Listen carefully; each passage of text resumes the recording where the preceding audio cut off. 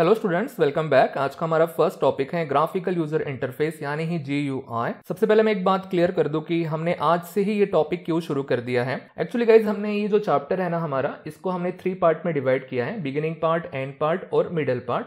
जो बिगिनिंग और जो एंड पार्ट है ना वो थोड़े से शॉर्ट टॉपिक है, इसमें ज्यादा लेंथी वगैरह टॉपिक नहीं है और जल्दी जल्दी वो कंप्लीट भी हो जाते हैं, इसलिए हमने गाइज आज से ये टॉपिक शुरू किया है। जैसे हमारे ये टॉपिक कंप्लीट हो जाएंगे एंड पार्ट के तो हम मिडल पार्ट की तरफ स्विच हो जाएंगे। तो बढ़ते गाइज हमारे आज के एक्चुअल टॉपिक की तरफ यानी ही ग्राफिकल यूजर इंटरफेस यानी ही GUI।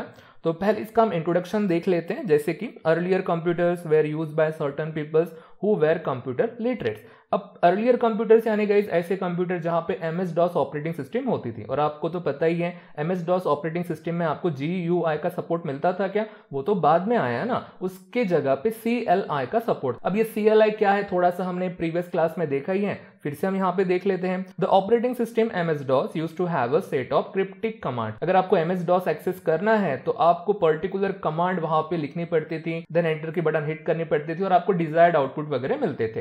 तो इस टाइप के गाइस यूजर इंटरफेस को ही कहा जाता था CLI, क्योंकि आपको वहां पे क्रिप्टिक कमांड लिखनी पड़ती थी। एक पर्टिकुलर टास्क के लिए पर्टिकुलर कमांड होती थी, कुछ भी लिखने से आपको वहां पे रिजल्ट नहीं मिलता था गाइस। तो पर्टिकुलर कमांड रहती थी, वो लिखो और आपको डिजायर्ड आउटपुट मिलते थे।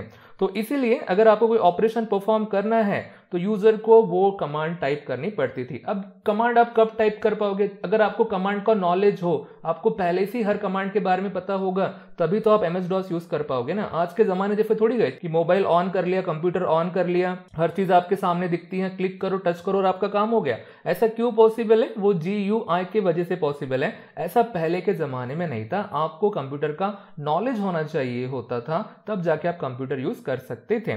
सो नेक्स्ट पॉइंट है guys, user were expected to remember command and its meaning, तभी तो वो पर्सन उसे यूज कर पाता था। इसलिए तो यहाँ पे वर्डिंग लिखी गई। कौन यूज कर सकता था MS-DOS या अर्लियर कंप्यूटर्स?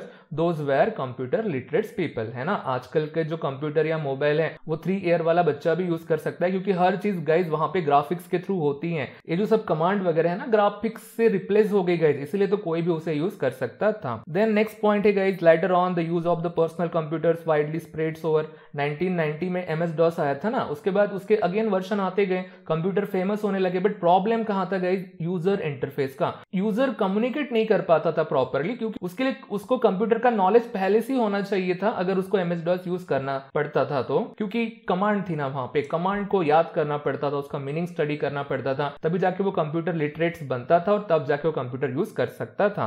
तो वही पॉइंट हमने यहाँ पे डिस्कस किया है। The human computer interface was a problem area in using computers. Okay guys, जो अभी भी आप कर रहे हो ना गाइस, वो यूजर इंटरफेस है। आप लोग इस वीडियो के थ्रू आपके मोबाइल से अब कनेक्ट है ना, मैं बात कर रहा हूं, आप उसे सुन रहे हैं, तो एक प्रकार का कम्युनिकेशन है। तो जो स्क्रीन के ऊपर दिखता है, स्पेशली जो यूजर इंटरफेस होता है, वो स्क्रीन के थ्रू होता है। अगर स्क्रीन के ऊपर सिर्फ टेक्स्ट लिखा हो यानी कमांड लिखी हो तो वो CLI होता है, उसी से कम्युनिकेशन होता है। अभी वैसा नहीं है ना, आप वीडियो देख रहे हैं, आप चाहे तो इस वीडियो को क्लोज कर सकते हो, पॉज कर सकते हो, तो एक प्रकार का वो यूजर इंटरफेस है, क्योंकि ग्राफिक्स के थ्रू हम हर चीज को यहाँ पे कंट्रोल करते थे। पहले के जमाने में आपको कमांड यूज करनी पड़ती थी। तो क्यों ना गाइस थोड़ा सा इसका डेमोस्ट्रेशन देखा जाए, तो हम कोई भी विंडोज में इसका डेमोस्ट्रेशन देख सकते थे। बस आप रन में चले जाओ या सर्च बॉक्स में चले जाओ और वहां पे CMD टाइप करो और आपको मिलेगा कमांड प्रॉम्प्ट। ठीक है गाइस, तो इसे मैं थोड़ा सा स्क्रीन हटा देता हूं सब कुछ। तो जो पहले के हमारे कंप्यूटर थे, जब बूट होने के बाद गाइस ऐसे दिखते थे, मतलब ऐसे ब्लैंक स्क्रीन रहती थी और इतना ही कुछ लिख के रहता था। आज के जमाने में जैसे हम कंप्यूटर ऑन करते हैं, हमें तो डेस्कटॉप नजर आता था, वहां पे ऐसा कुछ नजर आता था। जरा सोचो, अगर आपको एक भी कमांड पता नहीं है और आपका कंप्यूटर ऐसा ऑन होगा तो आप कुछ कर पाओगे गाइस? अगर आपने कुछ भी यहाँ पे लिखा और एंटर हिट किया गाइस, तो वो बोलेगा देखो is not recognise the an internal external command, ये कमांड ही नहीं है, तो आप उसे यूज ही नहीं कर पाओगे। वहां पे आपको पर्टिकुलर कमांड फायर करनी पड़ती है। अगर आपको स्क्रीन क्लियर करनी है ना गाइस, CLS कमांड लिखनी पड़ती थी, तब जाके स्क्रीन क्लियर होती थी। आपको इस ड्राइव के अंदर कौन सी फाइल है अगर ये चेक करना होता था तो आपको DRA कमांड फायर करनी पड़ती थी। देन वो कमांड एग्जीक्यूट होने के बाद ऐसा कुछ आपको दिखता था। यहाँ पे फोल्डर और आपको फाइल्स नजर आती थी। किसी पर्टिकुलर फाइल में जाना है तो ये कमांड टाइप करना पड़ता था, CD यानी कि चेंज डायरेक्टरी, मुझे टेम्प नाम के फोल्डर के अंदर जाना है, ऐसा हिट करो गाइस, थोड़ा सा यहाँ पे चेंजेस होगा, पता चलेगा कि आप टेम्प नाम के फोल्डर के अंदर चले गए हैं, एंड सो ऑन गाइस। ठीक है, तो ऐसे ये क्रिप्टिक कमांड्स वहां पे थी गाइस। तो आपको ये याद रखनी पड़ती थी। अगर आपको कोई फोल्डर डिलीट करना है तो RD का यूज करना पड़ता था, रिमूव डायरेक्टरी।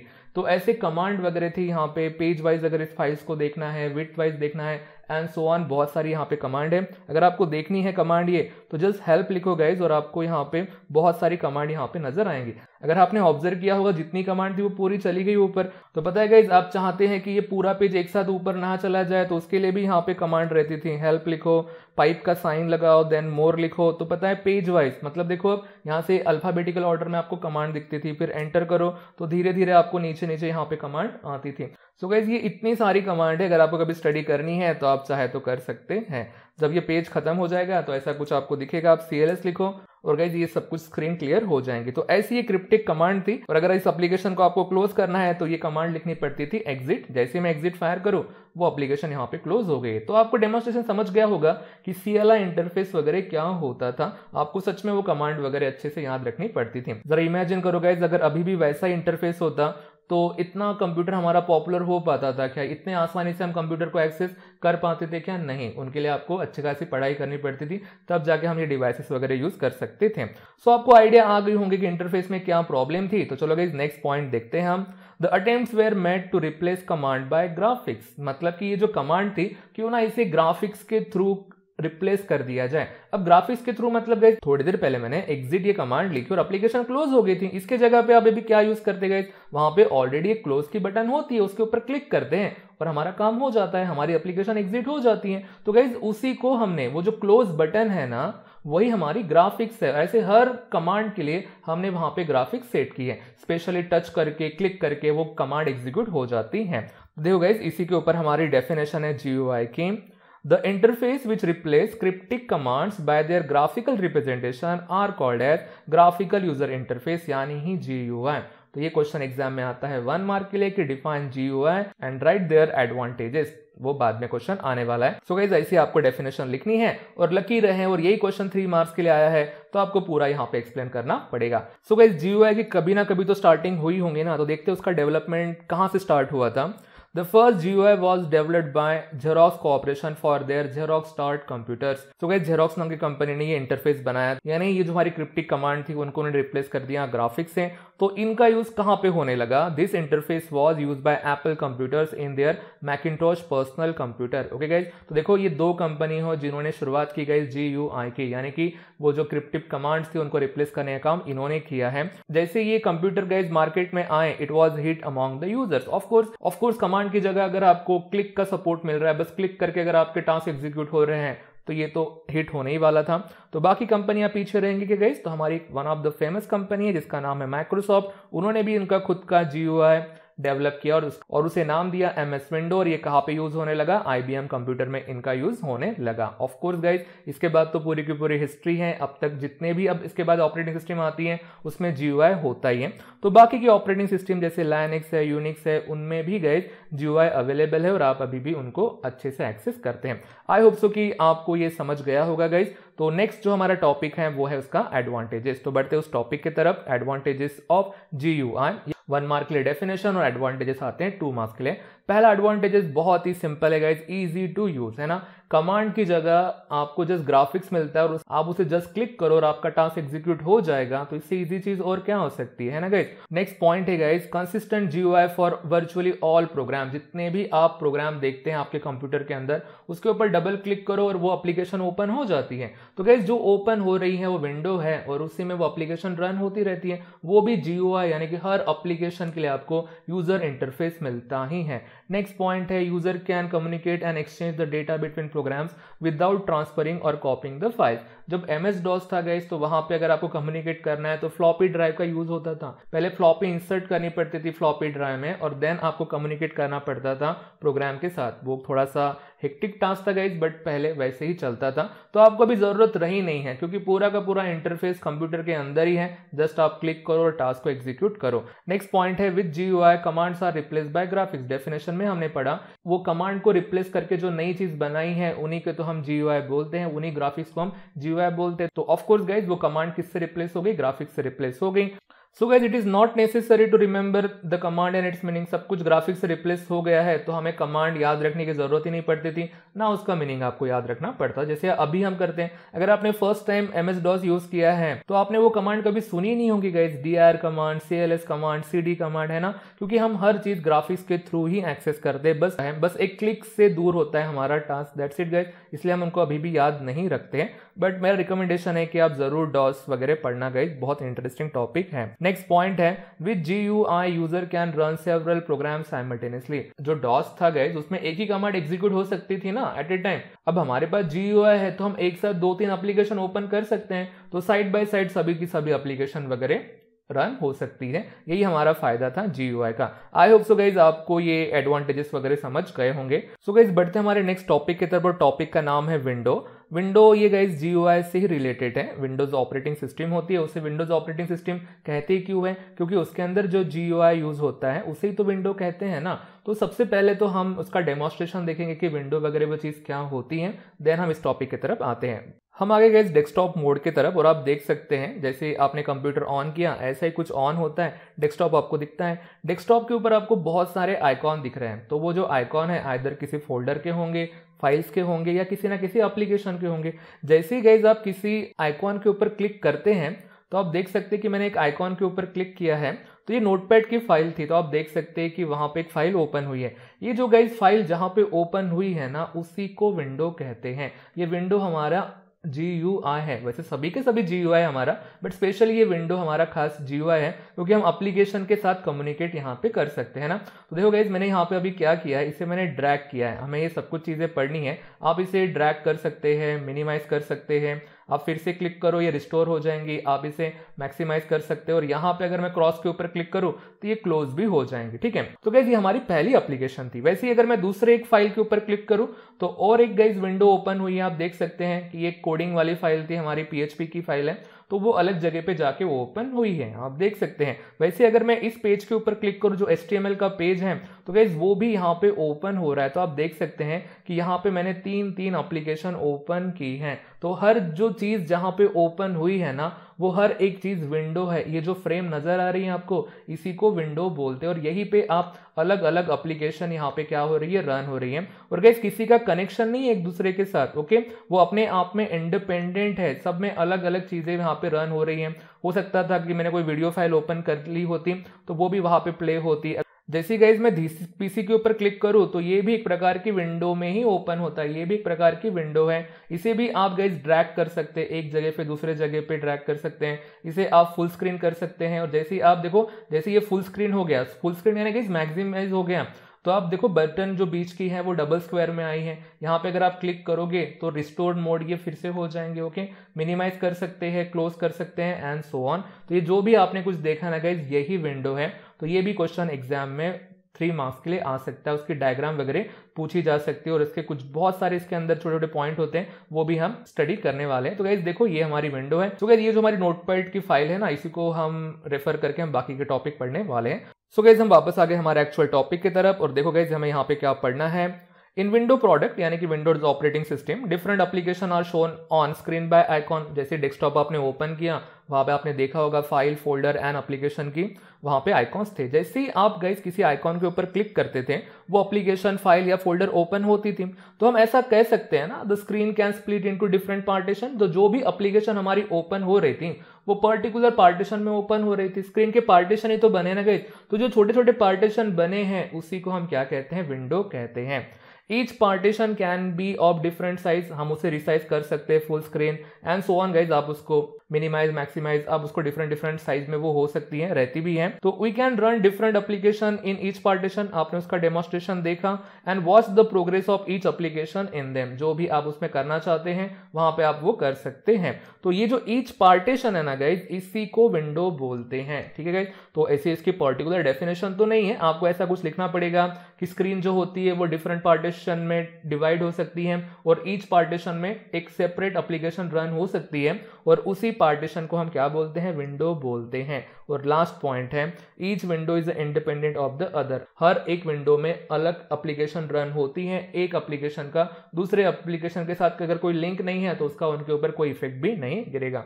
तो गाइज ये क्वेश्चन भी आता है एग्जाम में, व्हाट इज विंडो करके, तो ये आपको छोटे छोटे पॉइंट यहाँ पे लिखने हैं। और उसके बाद गाइज जो हमने विंडो पढ़ी है उसकी हमें डायग्राम भी बना के बतानी पड़ती है। उसके लिए गाइज जो हमारी नोटपैड की एप्लीकेशन थी ना, हमारी टेक्स्ट फाइल थी ना, उसी को हम रेफर करने वाले हैं। जैसे कि मैंने यहाँ पे वो विंडो बना ली है, तो ये सिंपल सी विंडो आप भी बना सकते हो। एग्जाम में क्वेश्चन आता है कि ड्रॉ करो विंडो की डायग्राम, आपको ऐसी डायग्राम ड्रॉ करनी है, आप अच्छे से डायग्राम ड्रॉ कर पाओगे। और उसके बाद गाइज आपको पता है क्या करना है, इनको लेबल करना है। जैसे कि देखो एक एक लेबल, जैसे आप ये देख रहे हैं ना गाइज, इन्हें बार कहते हैं। ये जो हॉरिजॉन्टल यहाँ पे ये लाइन नजर आ रही है ये बार है और इसे कहते हैं टाइटल बार। और गाइज ये भी क्वेश्चन 1 मार्क के एग्जाम में आते हैं, हम वो स्टडी करने वाले हैं। टाइटल बार में रहता क्या है गाइज, एप्लीकेशन का नाम रहता है। इतनी भी लाइन लिखी तो भी आपको 1 मार्क मिलता है।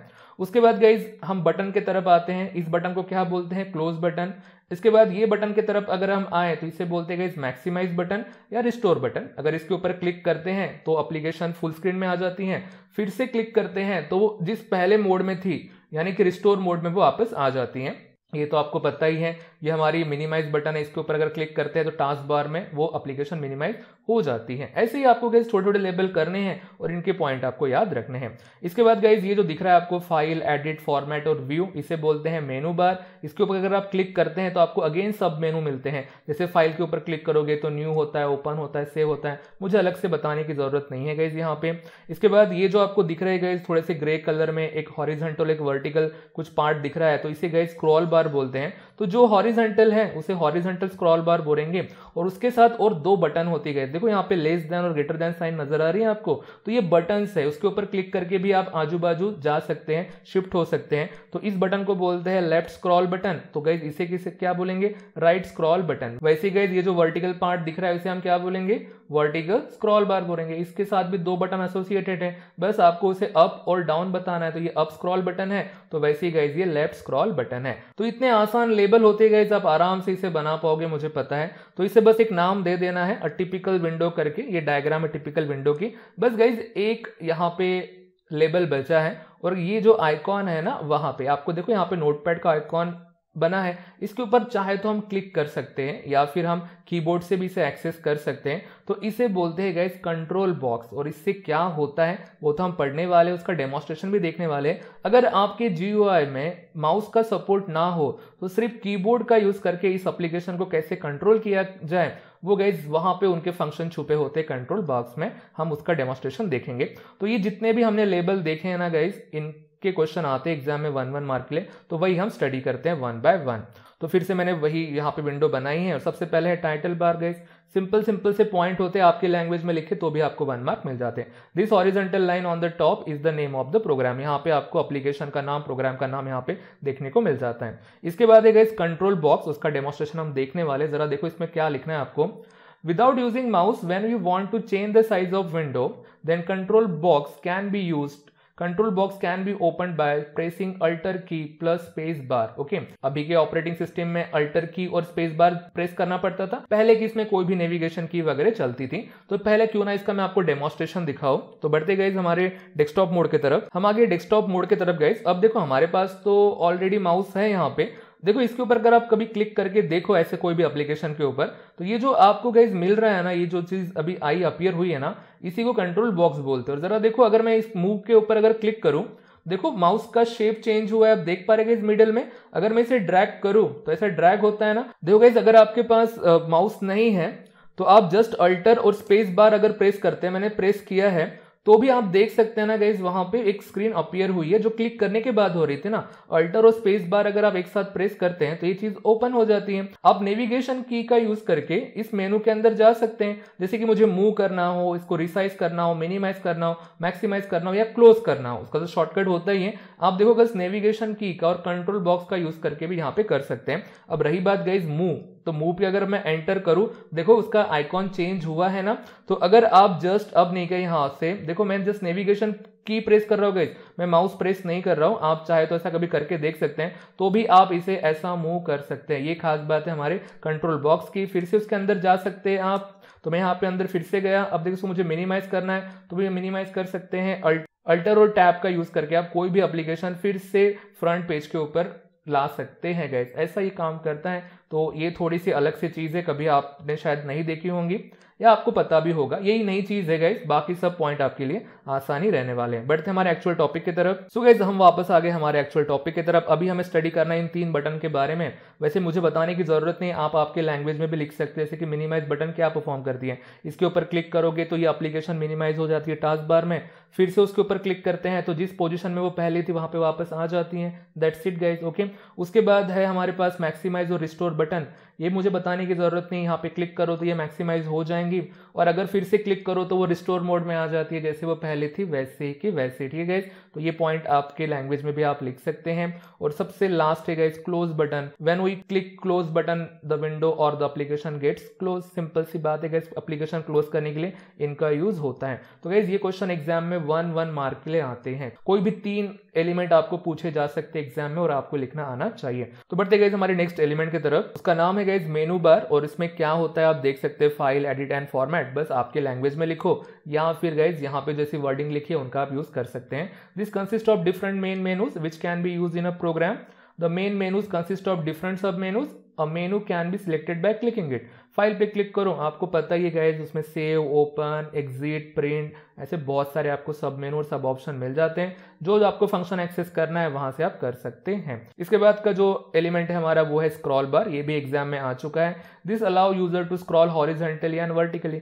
अगर गाइस पेज के अंदर कुछ कंटेंट ज्यादा ही है तो आप उसे स्क्रॉल कर सकते हैं। एक विंडो में अगर वो नहीं आता है उसके पूरे कंटेंट तो हम स्क्रॉल करते हैं। ये भी चीज आप हमेशा परफॉर्म करते हैं, मुझे भी अलग से बताने की जरूरत नहीं है। नेक्स्ट है guys dragging the window. The position of the window on the screen can be change by dragging it. To drag a window, select a window by clicking mouse, keep left button of mouse press and move the mouse pointer to new position on the screen. Now release the mouse button and you will find the window is shifted to new position. एकदम starting में मैंने आपको करके बताया है। ये जो आपको बार दिखता है ना इस टाइटल बार, उसके ब्लैंक जगह पे जस्ट क्लिक करो, ओके, और माउस की बटन प्रेस करके रखो, और जहां पे आपको उसको लेके जाना है वहां पे जाके बस बटन रिलीज कर दो, उसकी पोजीशन चेंज हो जाएंगी। ये भी चीज गाइस हम बहुत बार करते हैं, मुझे अलग से बताने की जरूरत नहीं है। बस बढ़ते हमारे लास्ट एलिमेंट की तरफ, और एलिमेंट का नाम है गाइस रिसाइजिंग विंडो। तो आप पता है क्या कर सकते हैं, ये जो आप विंडो देख रहे हैं जिसे आप रिसाइज कर सकते हैं। वैसे तो मिनिमाइज और मैक्सिमाइज तो कर ही सकते हैं ना, हम हमारे हिसाब से भी इसकी साइज क्या कर सकते हैं, रिसाइज कर सकते हैं। पहले मैं आपको डेमोन्स्ट्रेशन दिखाता हूं और बाद में इस पॉइंट की तरफ हम आते हैं। सो गाइस हम आगे यहाँ पे आप देख सकते हैं हमारी एक विंडो ओपन है।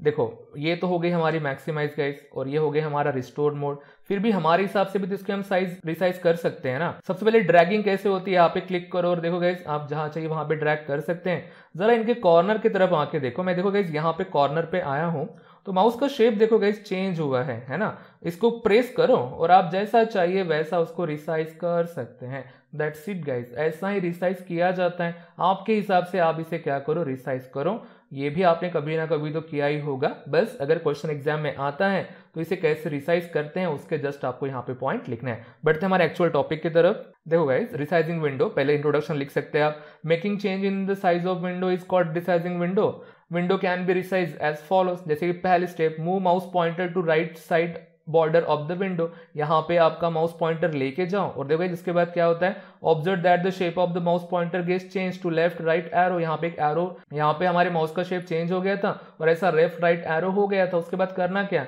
Now press the left button of the mouse and move the mouse arrow to right side to new position.